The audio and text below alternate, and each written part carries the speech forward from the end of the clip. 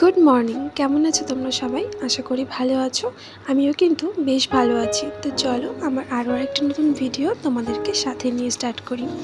তো এই যে সকালবেলা চা খেতে বসেছিলাম, আর পুকুনের বায়না, পুকুনকেও নাকি চা দিতে হবে, তাই আজকে একটু প্লেটে চা দিয়েছিলাম, সেটাই ও অনেক আনন্দ করে খাচ্ছিল। তো এই যে সকালবেলা চা খেয়েই আমি বসিয়ে দিয়েছি রান্না, কেননা আজকে মা বাড়িতে থাকবে না, কারণ মা বাবা দুজনেই যাবে মেলাতে। এখানে না এই টাইমে একটা মেলা হয়, অগ্রদ্বীপের মেলা আর গোপীনাথের মেলা। এই মেলার না এই দুটো নামই আমি জানি। এই মেলা সম্পর্কে আমার কোনো আইডিয়া নেই, ওই মায়েদের কাছে যেটুকু শোনা আর কি। তো রান্নাবাড়ি সেরে ভাত খেয়ে নিলাম, তারপর পুকুনকে ভাত খাইয়ে স্নান করিয়ে দিয়েছি। আর পুকুনকে সাজাতে আসলেই টিপ পরালেই ও আমার সারা মুখে টিপ পরিয়ে দেয়। এটা বলো, ও যখন পাপা ছিল তখন পাপার সাথে করতো এই দুষ্টুমিগুলো। পাউডার দিয়ে গোটা মুখে টিপ পরাতো, নাকে গালে সব জায়গায় ওকে টিপ পরাতে হবে।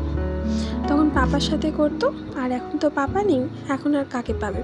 এখন ওই আমাকে সারা মুখে টিপ পরাচ্ছে, আর টিপ পরিয়ে আবার অনেকটা আদর করে দিলাম। তারপর আমি ওকে অনেকটা আদর করে দিলাম। তারপর ওকে ঘুম পাড়িয়ে আমি চলে গেছিলাম স্নান করতে। বাবা যেহেতু সকালবেলাতেই মেলায় চলে গেছে, আর মা যাবে একটু বিকেল বিকেল। তো এই যে স্নান টান করে বাইরের উঠোনে একটু জামা কাপড়গুলো মেলে দিতে আসলাম। আজকে অনেক দিন বাদে খুব সুন্দর রোদ উঠেছে। তো এই মেলায় না আমাদের পাড়ার অনেক মানুষই যাবে। তো এই যে স্নান টান করে ঘরে চলে আসলাম, আর ঘরে এসে দেখি পুকুনকে না বড্ড মাছিতে বিরক্ত করছে, তাই সবার আগে ওকে মশারি টাঙিয়ে দিলাম।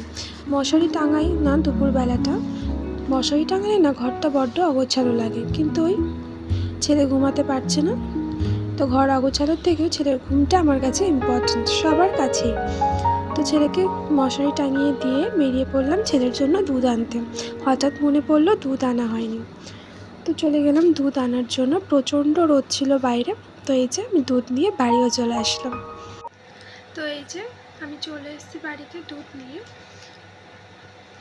ছেলে তো ঘুমাচ্ছে, এবার ছেলের পাশে আমিও একটু শুয়ে পড়বো। যতক্ষণ ও ঘুমায় ততক্ষণই আমার রেস্ট নেওয়ার সময়। তো তারপর তোমাদের সাথে আবার বিকেলবেলা দেখা হবে।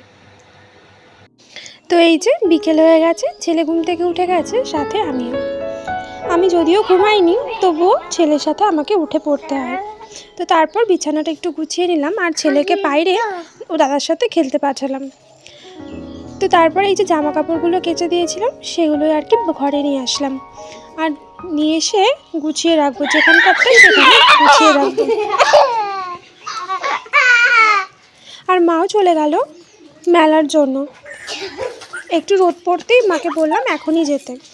মা, ছোটো কাকিমা আর একজন মাসি, তো তিনজনে মিলে চলে গেলাম। মায়ের যেহেতু শরীরটা ভালো নেই, মা একা যাওয়ার না সাহস পায় না, সাথে যদি কেউ থাকে আর যদি কি নিজের বাড়ির লোক হয় তাহলে যেন আরও ভালো হয়।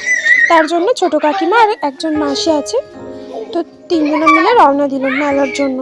আর বাবারও আসার সময় হয়ে গেছে, ফোন করেছিল তাড়াতাড়ি চলে আসবে। তো যাই হোক, জামা কাপড়গুলো আমার ভাঁজ করা হয়ে গেছে, এবার যেখানকারটা সেখানে গুছিয়ে রাখবো। তো আজকের ভিডিওটা আমি এই পর্যন্তই রাখলাম। তোমাদের যদি কারো একটু ভালো লেগে থাকে তাহলে অবশ্যই একটা লাইক করে যেও। কেমন লাগলো ভিডিওটা সেটা কমেন্টে জানিয়ে যেও। আর যদি ভিডিও ভালো লেগে থাকে তাহলে কিন্তু অবশ্যই আমার চ্যানেলটা সাবস্ক্রাইব করতে ভুলো না। আমার চ্যানেলটা সাবস্ক্রাইব করে আমার নতুন চলার পথে বন্ধু হও।